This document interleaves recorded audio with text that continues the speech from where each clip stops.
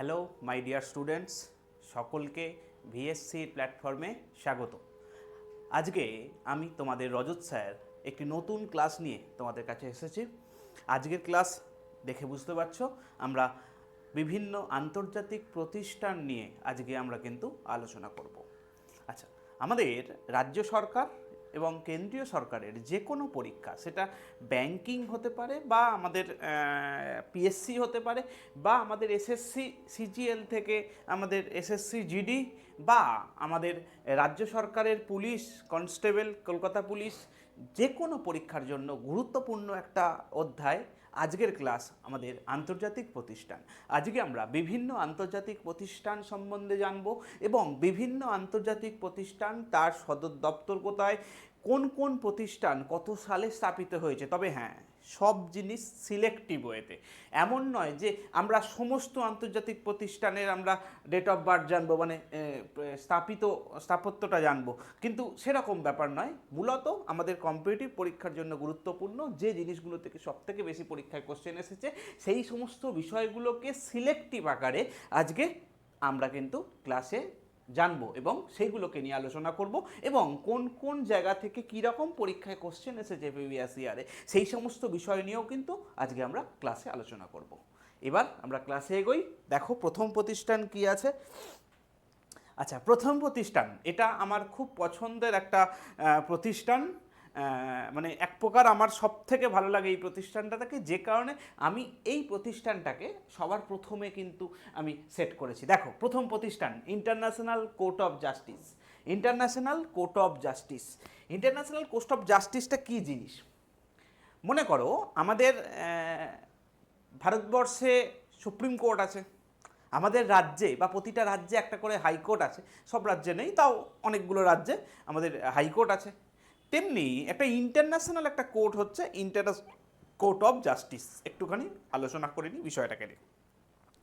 মনে করো এই কোর্টটার ভূমিকা কি, এটাকে প্রথমে একটু জানার চেষ্টা করব।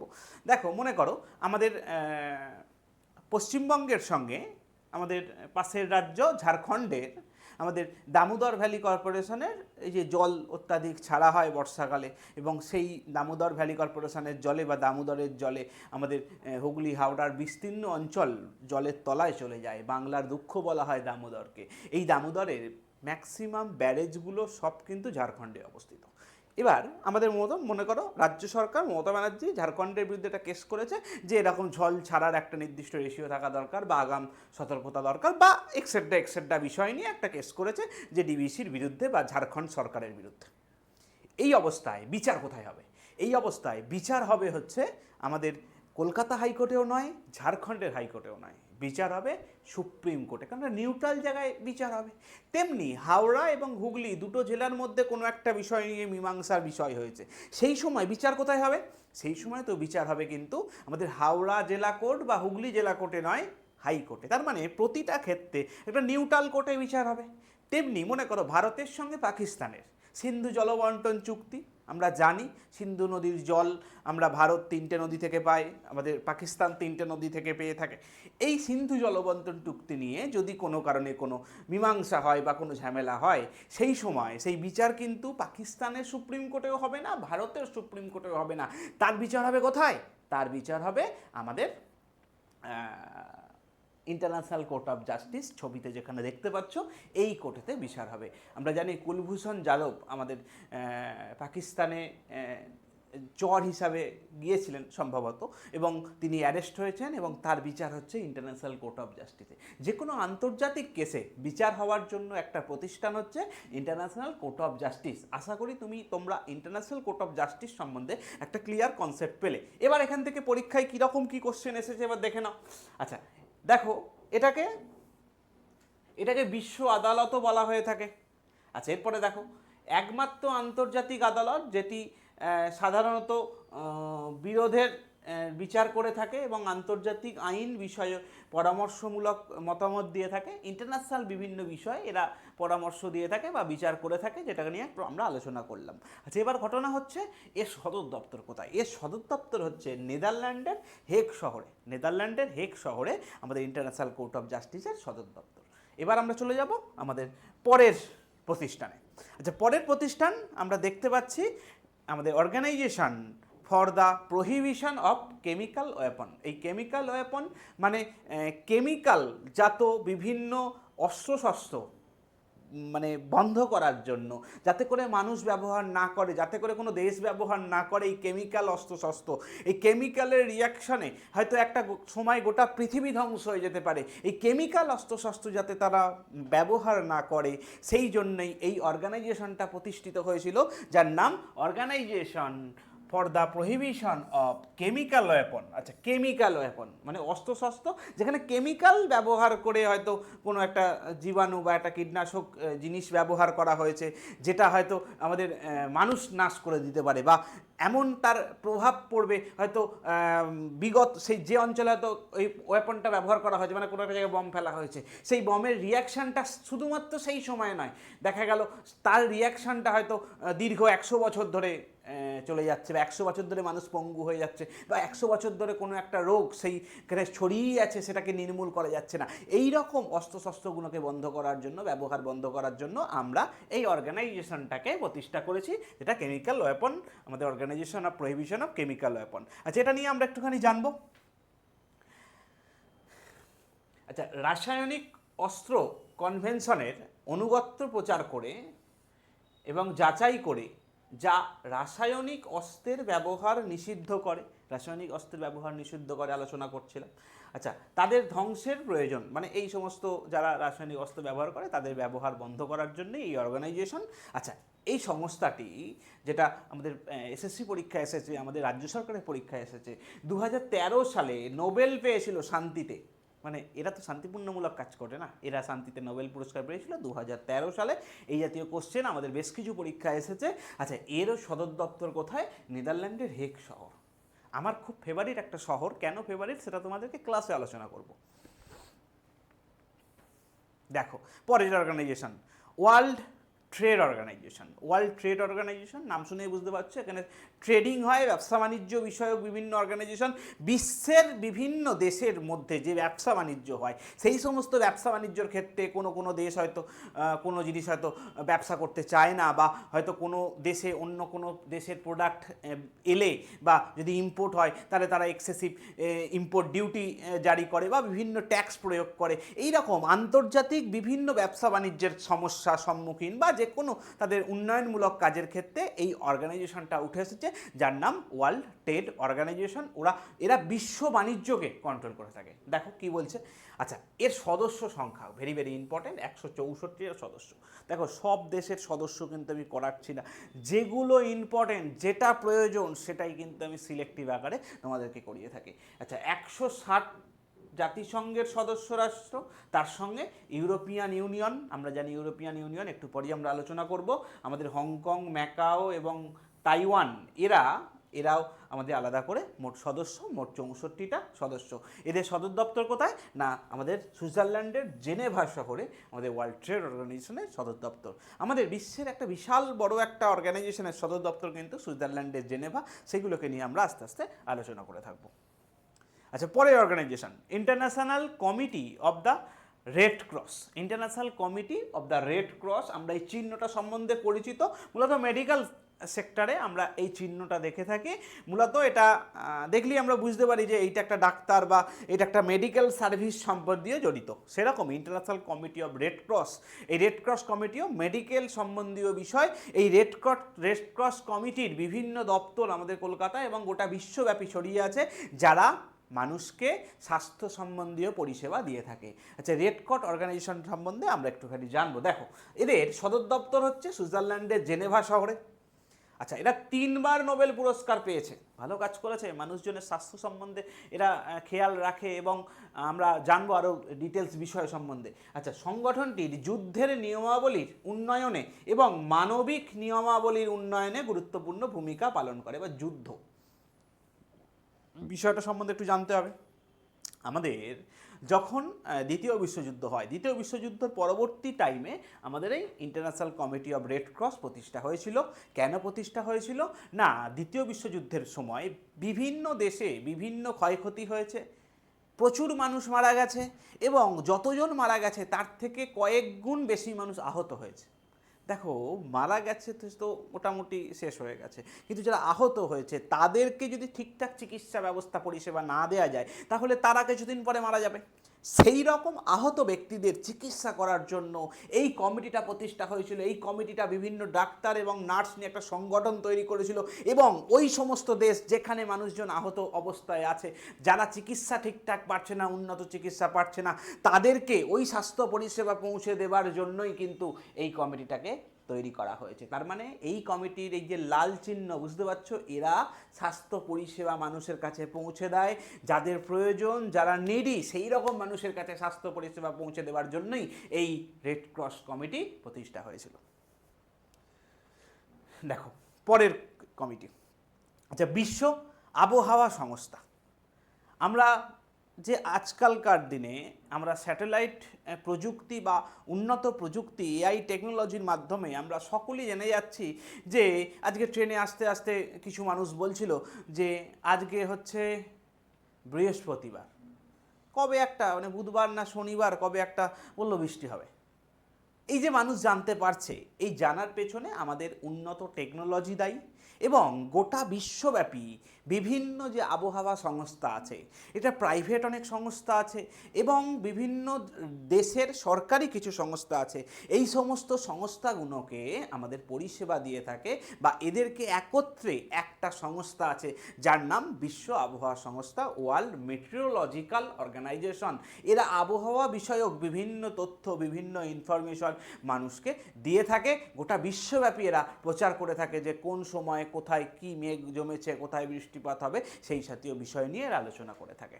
আচ্ছা, বিশ্ব আবহাওয়া সংস্থা, ওয়ার্ল্ড মেট্রোলজিক্যাল অর্গানাইজেশনের সদর দপ্তর সুইজারল্যান্ডের জেনেভা শহরে বেশ কটা অর্গানাইজেশনের সদর দপ্তর আমরা সেগুলো দেখতে পাচ্ছি।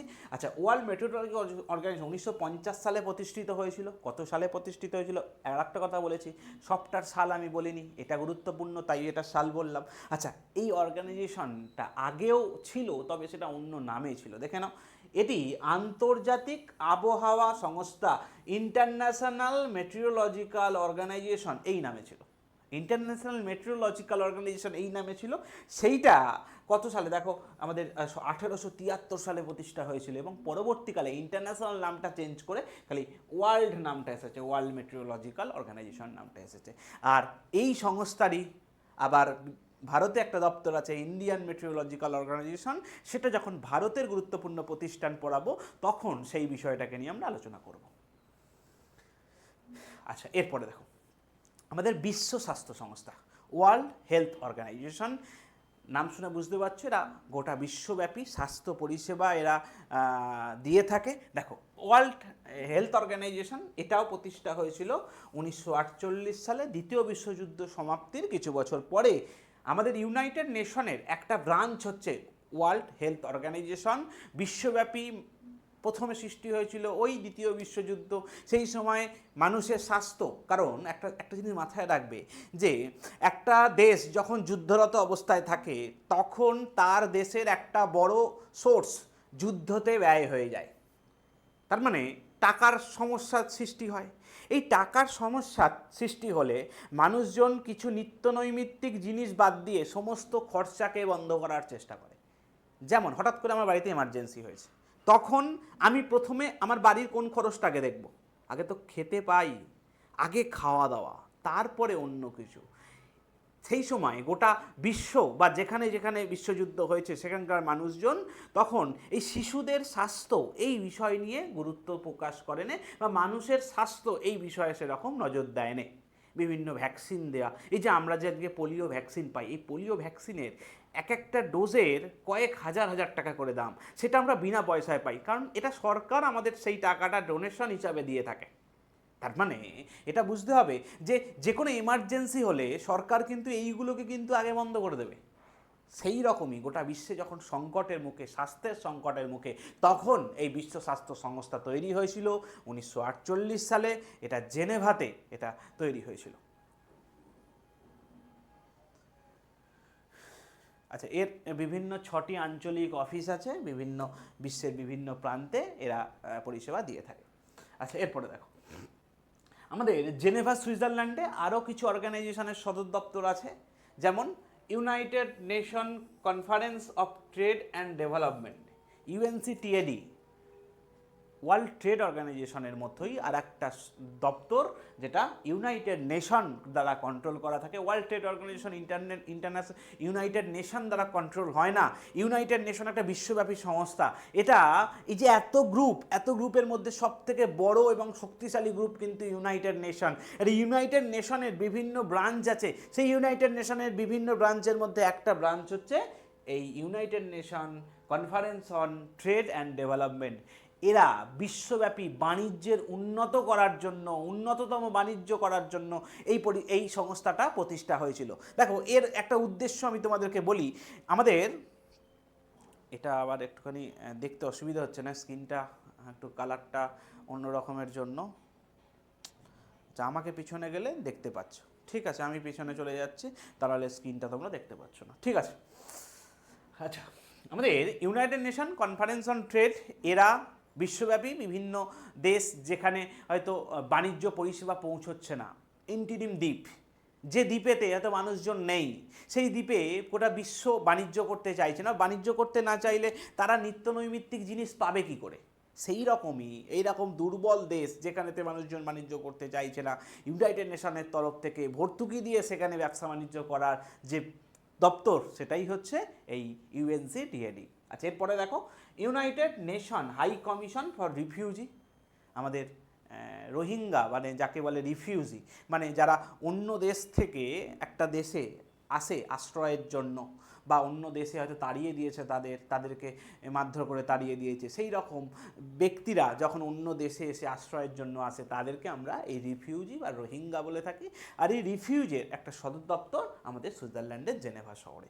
আচ্ছা, এরপরে দেখো, ইন্টারন্যাশনাল লেবার অর্গানাইজেশন, আমাদের বিশ্বব্যাপী যারা শ্রমিক তাদের একটা অর্গানাইজেশন আছে, যে একটা বিশ্বব্যাপী রুলস আছে যে ডিউটি আওয়ার্স 8 ঘন্টা করে করতে হবে, তার বেশি করা যাবে না, আমাদের সপ্তাহে একদিন মিনিমাম ছুটি দেওয়ার ব্যবস্থা করতে হবে।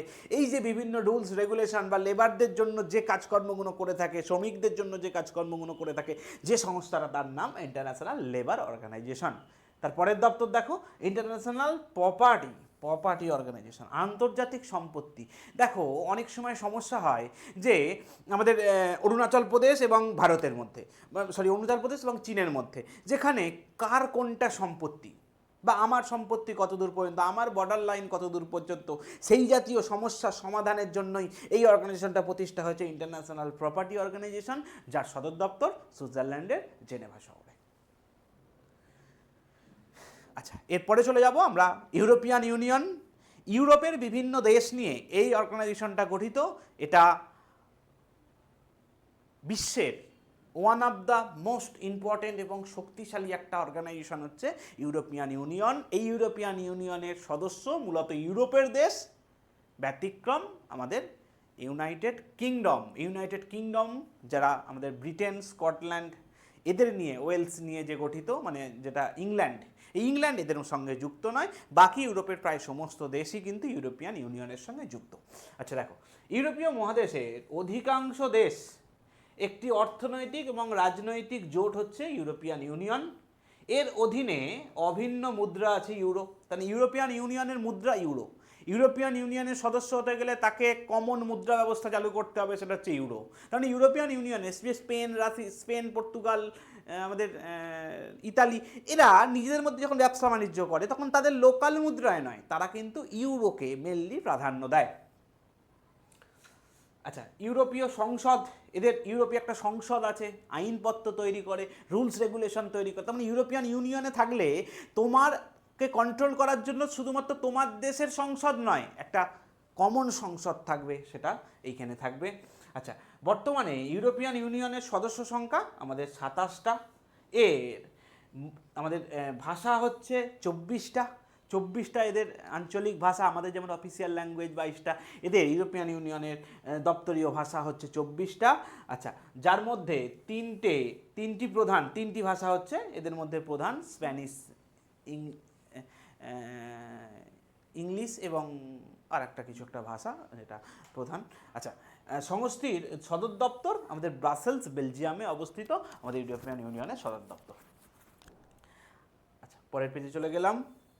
আচ্ছা, এবার হচ্ছে নর্থ আটলান্টিক ট্রিটি অর্গানাইজেশন। আমাদের বিশ্বব্যাপী যে এত অর্গানাইজেশন আছে তার মধ্যে আরেকটি গুরুত্বপূর্ণ অর্গানাইজেশন হচ্ছে north Atlantic treaty organization. Atlantic মহাসাগরের দুই দিকের বিভিন্ন দেশ নিয়ে এই অর্গানাইজেশনটা গঠিত, মূলত ইউরোপ এবং আমেরিকার দুটো দেশ নিয়ে এই অর্গানাইজেশনটা গঠিত হয়েছে, নর্থ আটলান্টিক ট্রিটি অর্গানাইজেশন। আচ্ছা, এই অর্গানাইজেশনগুলোর এই যে গুরুত্ব কী, এই গুরুত্ব হচ্ছে নিজেদের মধ্যে একটা জোট তৈরি করে রেখেছে এবং যাতে করে ব্যবসা বাণিজ্য নিজেদের মধ্যে যাতে করে কন্ট্রোল করতে পারে। মনে করো আজকে ভারত থেকে বাংলাদেশে কোনো ব্যবসা বাণিজ্য হচ্ছে, বা ভারত থেকে চীনে কোনো ব্যবসা বাণিজ্য হচ্ছে, সেখানে চীন সরকার একটা ভালো মোটা টাকা শুল্ক নিচ্ছে, ভারত সরকার একটা মোটা টাকা শুল্ক নিচ্ছে। আবার এই অর্গানাইজেশনের মধ্যে যখন চুক্তি যখন আছে, তখন এরা যখন নিজেদের মধ্যে ব্যবসা বাণিজ্য করছে, তখন সেই সমস্ত চুক্তি বা সেই সমস্ত ট্যাক্স, এত স্ট্রাকচার, সেগুলো কিন্তু একটু লাঘু করা থাকে বা একটু কন্ট্রোল করা থাকে, একটু কমন করা থাকে। এই জাতীয় বিষয়গুলোর জন্যই কিন্তু এই প্রতিষ্ঠানগুলো প্রতিষ্ঠিত হয়েছে। দেখো, north Atlantic treaty organization, Atlantic মহাসাগরের দুই পারে আমাদের উত্তর আমেরিকা, মার্কিন যুক্তরাষ্ট্র, মানে উত্তর আমেরিকার দুটো রাজ্য, একটা মার্কিন যুক্তরাষ্ট্র, একটা কানাডা, এবং ইউরোপের অধিকাংশ দেশ নিয়ে এই নর্থ আটলান্টিক ট্রিটি অর্গানাইজেশন গঠিত হয়েছে। ইউরোপিয়ান ইউনিয়নের সঙ্গে এটা তফাৎ কি, বা ইউরোপিয়ান ইউনিয়নে ইউরোপের দেশ আছে, এখানে আমেরিকা কানাডা নেই, এইখানে আমেরিকা এবং কানাডা এই দুটো দেশ কিন্তু এইখানেতে কিন্তু অবস্থান করছে। আচ্ছা, এরপরে এছাড়াও আমাদের তুরস্ক এদের এদের এদের জোটের একটা সদস্য। তুরস্ক ইউরোপের নয়, আমাদের এশিয়ার দেশ, তারা এদের দেশের সদস্য। আচ্ছা, ন্যাটোর বর্তমান সদর দপ্তর বেলজিয়ামের ব্রাসেলস, পূর্বের সদর দপ্তর আমাদের ফ্রান্সের প্যারিসে ছিল। আচ্ছা, ন্যাটোর বর্তমান সদস্য দেশের সংখ্যা 32টা, একদম রিসেন্ট বছরখানেকের মধ্যে, এই বছরখানেক নয়, মাস ছয়েকের মধ্যেই 32 নম্বর সুইডেন যেটা যুক্ত হয়েছে। এদের মধ্যে 32টি দেশের মধ্যে ইউরোপের আর বাকি দুটি দেশ হচ্ছে উত্তর আমেরিকার, আর সুইডেন হচ্ছে এই এর সর্বশেষ সদস্য, 32তম সদস্য। যেহেতু কারেন্ট অ্যাফেয়ার্সের একটা কোশ্চেন, সেই জন্য এখানে যুক্ত করে দিয়েছি তোমাদের জন্য। আচ্ছা, এবারে দেখো, south Asian association for regional cooperation, মানে সার্ক। আচ্ছা, এই যে সার্ক, যেটা সাউথ এশিয়ান নেশন, এটা ভারত এবং ভারতের প্রতিবেশী যে দেশগুলো আছে সেই দেশগুলোকে নিয়ে অর্গানাইজেশনটা তৈরি হয়েছে।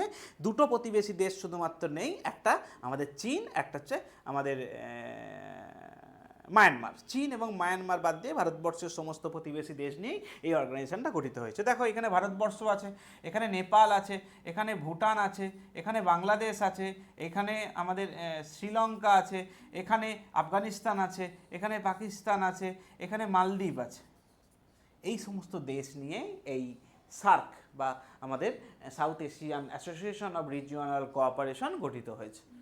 আচ্ছা, সার্কের প্রতিষ্ঠাতা সদস্য সমূহ হলো বাংলাদেশ, ভারত, পাকিস্তান, শ্রীলঙ্কা, নেপাল, মালদ্বীপ, ভুটান, এবং পরবর্তীকালে 2007 সালে যুক্ত হয়েছে আফগানিস্তান। আচ্ছা, এর সদর দপ্তর নেপালের কাঠমান্ডু শহরে এর সদর দপ্তর আছে। আর 1985 সালে 8ই ডিসেম্বর বাংলাদেশের প্রেসিডেন্ট ছিল সেই সময় জিয়াউর রহমান, তার হাত ধরেই কিন্তু আমাদের সার্ক প্রতিষ্ঠা হয়েছিল। খুব ইম্পর্টেন্ট একটা অর্গানাইজেশন।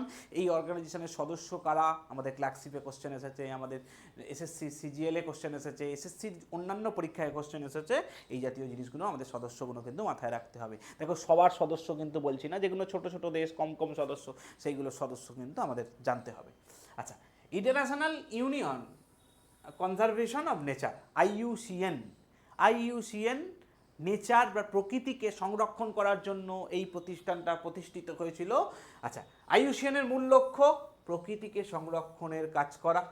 আচ্ছা, এবারেতে এখানে পরিবেশগত টেকসই হয় তা নিশ্চিত করতে বিশ্বজুড়ে সমাজকে প্রভাবিত করা, যাতে করে আমাদের প্রকৃতিকে সংরক্ষণ করা যায়, যাতে করে সাস্টেনেবল ডেভেলপমেন্ট বা পরিবেশকে বাঁচিয়ে রেখে উন্নয়ন করা যায়, সেই জন্যই কিন্তু এই অর্গানাইজেশনটা প্রতিষ্ঠিত হয়েছিল।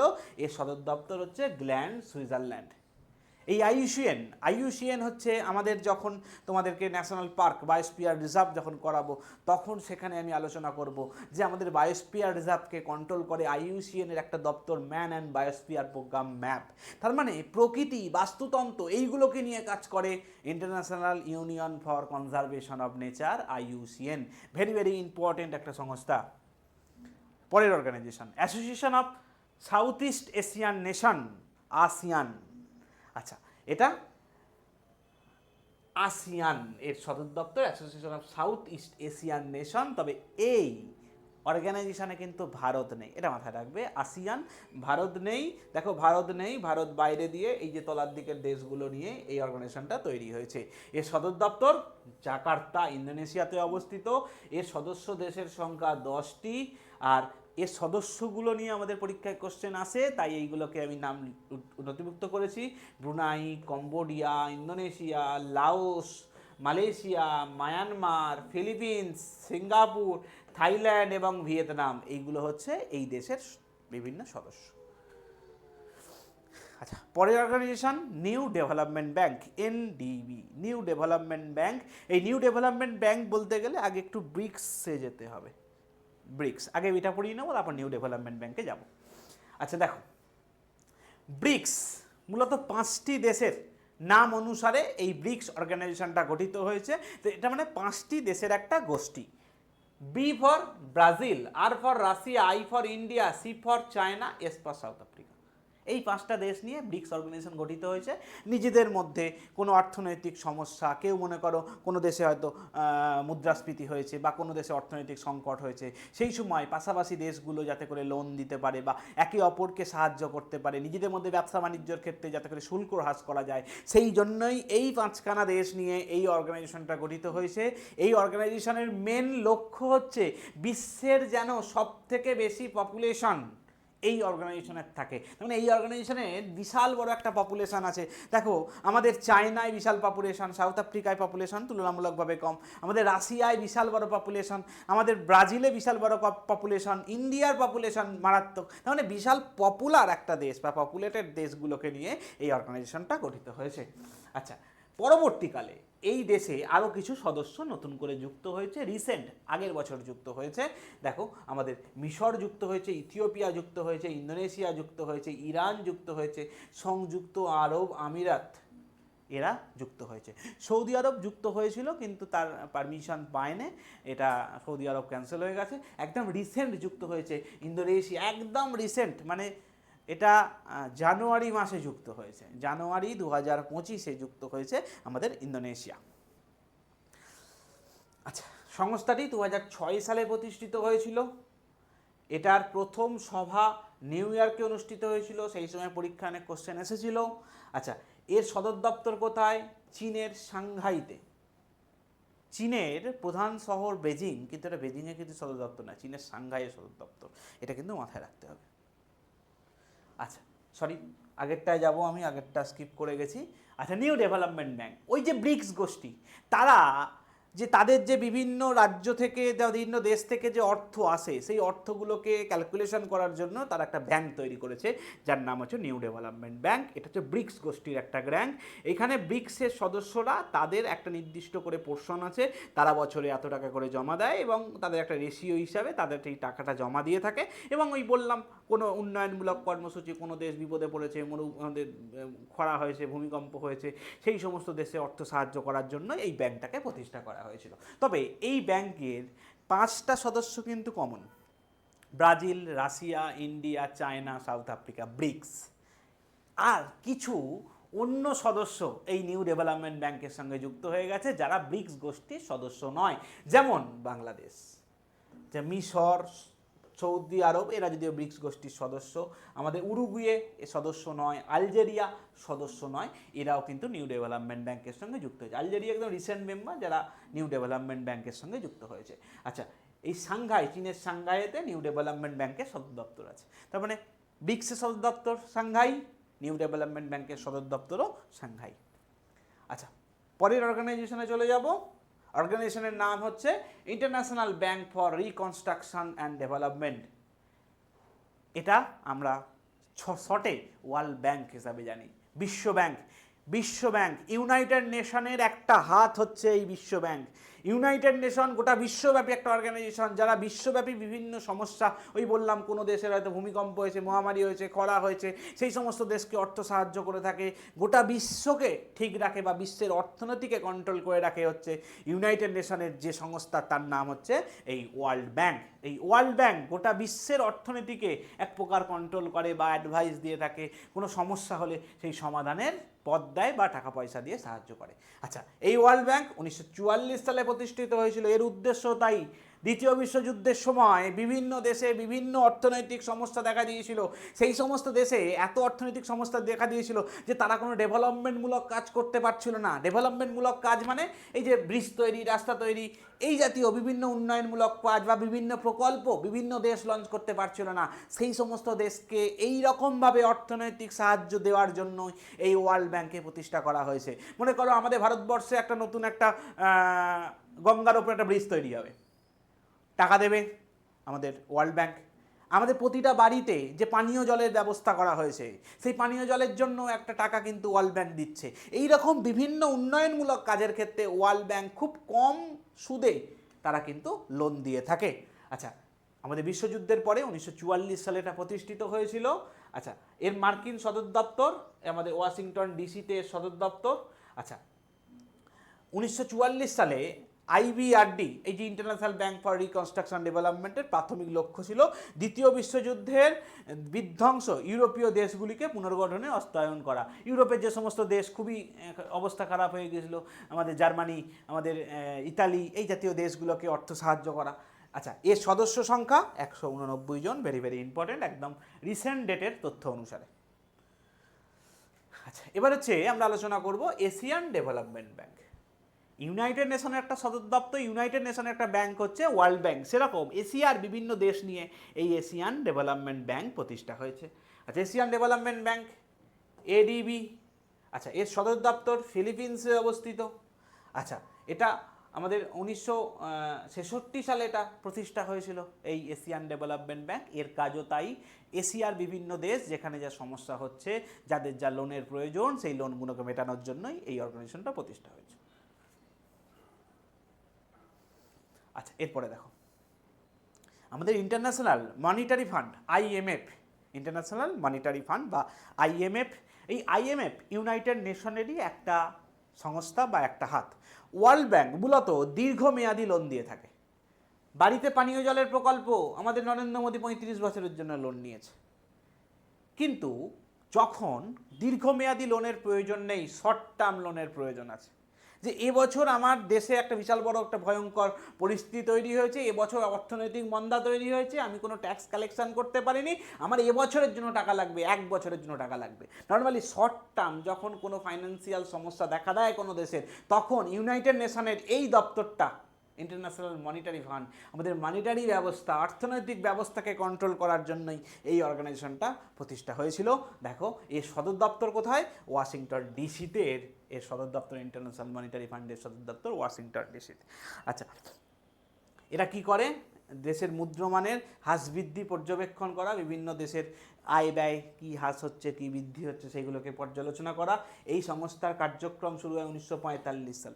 ওয়ার্ল্ড ব্যাংক 44, এটা 45। অনেক সময় বলছে যে আমাদের দেশের এমন অবস্থা যে আমাদের দেশের অর্থনৈতিক অবস্থাই চালাতে পারছি না, আমি রেশনিং ব্যবস্থাকেই কন্ট্রোল করতে পারছি না, উন্নয়নমূলক পরিস্থিতি অনেক দূরের কথা। দ্বিতীয় বিশ্বযুদ্ধে এমন অবস্থা হয়েছিল। সেই জন্য ওয়ার্ল্ড ব্যাংক তো আমাদের দীর্ঘমেয়াদী লোন, ডেভেলপমেন্টমূলক কাজের ক্ষেত্রে লোন দিয়ে থাকে। আবার এরকম শর্ট টার্ম লোন বা যেগুলো আমাদের ফিনান্সিয়াল সমস্যা মেটানোর জন্য বা আমাদের বাজেটে অর্থ বরাদ্দ করার জন্য আমাদের টাকা দরকার, তখন বিভিন্ন দেশের আদেশে ইউনাইটেড নেশন এই ইন্টারন্যাশনাল মনিটারি ফান্ডকে প্রতিষ্ঠা করেছিল। এর সদস্য সংখ্যা একটা বেশি, 190টা।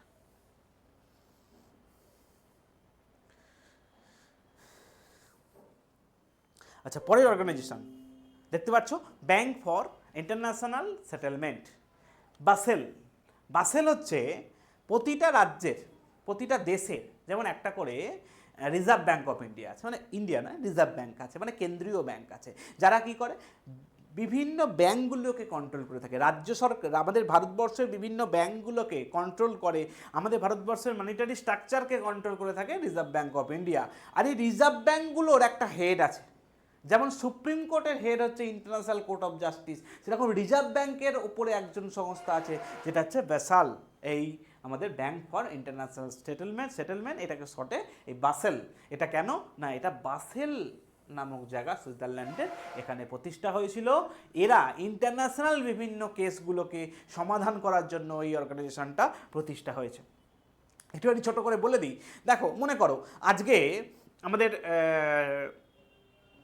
বিদেশের কোনো একটা ব্যাংক, সেই ব্যাংকে ভারত থেকে টাকা পাঠানো হচ্ছে, বা ভারত থেকে সেই ব্যাংক থেকে টাকা তোলা হচ্ছে, চেক ড্র করা হয়েছে বিদেশের কোনো একটা ব্যাংকে। আচ্ছা, সেই ব্যাংকের চেকের সই সেটা কোথায় আছে? সেটা নিশ্চয়ই সেই ব্যাংকের কাছে আছে। এবার সেই ব্যাংকে কি আমাদের এসবিআই যদি চায় যে আপনার ব্যাংকের কি সই আছে আমাকে দিন, দেবে? এসবিআইকে দেবে না। তখন এসবিআই এই ব্যাংক ফর ইন্টারন্যাশনাল সেটেলমেন্টে যাবে, এইখানেতে গিয়ে বলবে যে অমুক ব্যক্তির একটা অ্যাকাউন্ট আছে, ওর সইটা দেখান, আমি তাহলে টাকাটা আমি ক্যাশ করাবো। সেই সমস্যাগুলো সমাধানের জন্যই এই ব্যাংক ফর ইন্টারন্যাশনাল সেটেলমেন্টকে তৈরি করা হয়েছে। এছাড়াও আমাদের বিশ্বের বিভিন্ন দেশকে যে মানিটারি স্ট্রাকচার, সেইগুলোকে কন্ট্রোল করার জন্য এই অর্গানাইজেশনটাকে প্রতিষ্ঠা করা হয়েছে। আচ্ছা, United Nation Development Programme, UNDP, United নেশনের আর একটা হাত, ওয়ার্ল্ড ব্যাংক আইএমএফের মতো আর একটা হাত হচ্ছে ইউনাইটেড নেশন ডেভেলপমেন্ট প্রোগ্রাম। এরা বিভিন্ন উন্নয়নমূলক কাজকর্ম করে থাকে, দেশগুলিকে দারিদ্রতা দূরীকরণ, টেকসই অর্থনীতি, ডেভেলপমেন্টমূলক কাজকর্ম করার জন্য এটা প্রতিষ্ঠা করা হয়ে থাকে। বিভিন্ন দেশের অর্থনৈতিক সমস্যা, দারিদ্রতা, বিভিন্ন উন্নয়নমূলক কাজ করে থাকে ইউনাইটেড নেশন ডেভেলপমেন্ট প্রোগ্রাম। নাম শুনেই বুঝতে পারছো এর ফাংশন কি।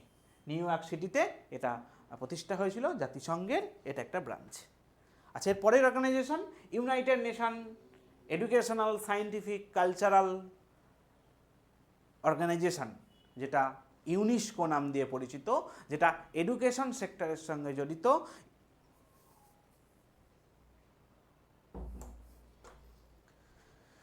আমাদের এডুকেশন সেক্টরের সঙ্গে জড়িত, মূলত শিক্ষামূলক কাজকর্ম করে থাকে, বিভিন্ন দেশের সংস্কৃতি, স্থাপত্য, এই জাতীয় বিষয় নিয়ে কাজ করে থাকে এই ইউনাইটেড নেশনের আর একটা দপ্তর, যেটা ইউনেস্কো নাম দিয়ে পরিচিত। দেখো, 194টি সদস্য দেশ, 12টি সহযোগী দেশ, এরা শিক্ষা, কলা, বিজ্ঞান, সংস্কৃতিকে নিয়ে কাজ করে থাকে। এই সংস্কৃতি, শিক্ষা, কলা, বিজ্ঞানের জন্যই এরাই বিশ্বের বিভিন্ন অঞ্চলকে তারা সংরক্ষণ করে, সংস্কৃতির দিক থেকে, শিক্ষার দিক থেকে সংরক্ষণ করে।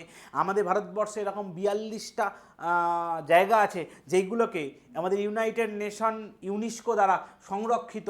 এরকম ইউনেস্কো দ্বারা বিশ্বের বিভিন্ন জায়গাকে তারা একটা সংরক্ষণের তালিকায় নিয়ে এসেছে, তাদেরকে গাইডলাইন দেয়। বিভিন্ন ঐতিহ্য হয়তো কোনো দেশে হয়তো ধ্বংসের পথে, তাদেরকে অর্থায়ন করে এবং সেইগুলোকে সংরক্ষণ করার চেষ্টা করে এই ইউনেস্কো। আমাদের বিশ্ব শান্তি এবং নিরাপত্তা উন্নয়নের লক্ষ্যে জাতিসংঘের একটি সংস্থা 1945 সালে প্রতিষ্ঠা হয়েছিল। এর সদর দপ্তর হচ্ছে প্যারিসে। এটা হচ্ছে বিশ্বের বিভিন্ন সংস্কৃতি, শিক্ষা, এইগুলোকে কন্ট্রোল করা বা এইগুলোকে সংরক্ষণ করাই হচ্ছে ইউনেস্কোর প্রধান কাজ। আচ্ছা, এরপরে আমরা দেখব ইউনিসেফ। এটা চিলড্রেনদের এমার্জেন্সি ফান্ড প্রোভাইড করার জন্য, চিলড্রেনদের এমার্জেন্সি ফান্ড প্রোভাইড করার জন্য এই সংস্থাটা তৈরি হয়েছে। আচ্ছা, এই সংস্থাটা শিশুদের উন্নতি এবং নিরাপত্তা সংক্রান্ত কর্মকাণ্ডের সঙ্গে জড়িত, এবং এই সংস্থার সদর দপ্তর আমাদের নিউ ইয়র্ক সিটিতে অবস্থিত। আমাদের দ্বিতীয় বিশ্বযুদ্ধের পরে শিশুদের অবস্থা সবথেকে খারাপ হয়েছিল, তারা সবথেকে বেশি বঞ্চিত হয়েছিল। সেই বঞ্চিত শিশুদের জন্যই কিন্তু ইউনাইটেড নেশনের তরফ থেকে এই অর্গানাইজেশনটা প্রতিষ্ঠা করা হয়েছিল। দেখো, এটা প্রতিষ্ঠা হয়েছে বিশ্বযুদ্ধের পরে 1946 সাল। আগেরটা বললাম 1945 সাল, মানে ইউনেস্কো 1945, ইউনিসেফ 1946, মাথায় রাখবে এইরকমভাবে। আচ্ছা, এবার হচ্ছে কমনওয়েলথ অফ নেশন। যে সমস্ত দেশ কোনো না কোনো সময় ব্রিটিশ শাসনের অধীনে ছিল, সেই সমস্ত দেশগুলোকে নিয়েই এই কমনওয়েলথ অফ নেশন। এই ব্রিটিশ শাসনভুক্ত দেশ, ইংরেজরা যে সমস্ত দেশে রাজত্ব করেছে, সেই সমস্ত দেশই হচ্ছে কমনওয়েলথ অফ নেশনের সদস্য। তোমরা ছবিতে দেখতে পাচ্ছ, আজকে গোটা বিশ্বের প্রায় সমস্ত প্রান্তের বিভিন্ন দেশে তারা রাজত্ব করেছে। সেটা কানাডা হতে পারে, সেটা আফ্রিকা হতে পারে, সেটা অস্ট্রেলিয়া হতে পারে, বিশ্বের বিভিন্ন দেশে তারা কিন্তু রাজত্ব করেছে এবং সেই সমস্ত দেশগুলোকে একত্রে বলে কমনওয়েলথ অফ নেশন। এই কমনওয়েলথ অফ নেশন ব্রিটিশ শাসনভুক্ত দেশ। আচ্ছা, দক্ষিণ এশিয়ার 3টি দেশ, বাংলাদেশ, ভারত এবং পাকিস্তান সহ 56টি সদস্য আছে। আচ্ছা, সর্বশেষ সদস্য টোগো বলে একটা দেশ, আফ্রিকার সম্ভবত টোগো দেশ শেষ সদস্য, এবং এই সংস্থার সদর দপ্তর লন্ডনে অবস্থিত। লন্ডনেই তো অবস্থিত হবে, ইংল্যান্ডের রাজধানী লন্ডন, এটা ইংল্যান্ডের দিদি একটা অর্গানাইজেশন। এই অর্গানাইজেশন কমনওয়েলথ গেমস আয়োজন করে। আমরা জানি অলিম্পিকের মতো একটা প্রতিযোগিতা হয় কমনওয়েলথ গেম, যারা আয়োজন করে কমনওয়েলথ অফ নেশনের সদস্যরা। এবার বিশ্বের বেশ কিছু ছোট ছোট গুরুত্বপূর্ণ অর্গানাইজেশন নিয়ে আলোচনা করব। দেখো, আমাদের united nation world tourism organisation tourism বিষয় নিয়ে আলোচনা করে, এটা স্পেনে অবস্থিত। Economic cooperation APEC, Asian Pacific economic cooperation, Asia Pacific দেশগুলোকে নিয়ে অর্গানাইজেশনটা তৈরি হয়েছে, যেটা সদর দপ্তর হচ্ছে সিঙ্গাপুরে, ভেরি ভেরি ইম্পর্টেন্ট। আচ্ছা, OPEC, organisation of Arab petroleum exporting country, এখানে আরব আছে, বুঝতে পেরেছো? তা নাহলে ভিয়েনা অস্ট্রিয়া হবে, আরব বাদ দিয়ে দিলেই ভিয়েনা অস্ট্রেলিয়া হবে। আর যদি আরব দিয়ে থাকে তাহলেই সেটা আরবের দেশ, কুয়েতে অবস্থিত। আচ্ছা, world wide fund for nature, WWF, এটা আমাদের পরিবেশ বিষয়ক কাজকর্ম করে থাকে, গ্ল্যান্ড সুইজারল্যান্ডে অবস্থিত। ইন্টারপোল, এটা পুলিশের অর্গানাইজেশন, লিওন ফ্রান্সে অবস্থিত, ফ্রান্সের লিওন শহরে ইন্টারপোলের অর্গানাইজেশন অবস্থান করছে। কিছু কিছু ছবি ভালো বোঝা যাচ্ছে না, একটুখানি কালারটা চেঞ্জ করার চেষ্টা করছি।